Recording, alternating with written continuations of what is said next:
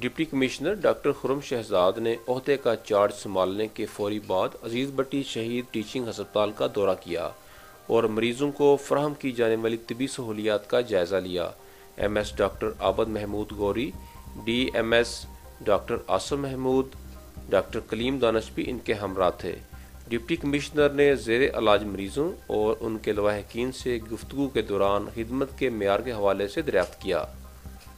Deputy commissioner doctor خرم شہزاد نے کہا کہ عزیز بٹی شہید ٹیچنگ ہسپتال، ٹی ایچ کیو ہسپتالوں، بنیادی مراکز صحت، زچہ بچہ ہسپتالوں میں مریضوں کو بہتر سہولیات کی فراہمی حکومت پنجاب کی اولین ترجیح ہے۔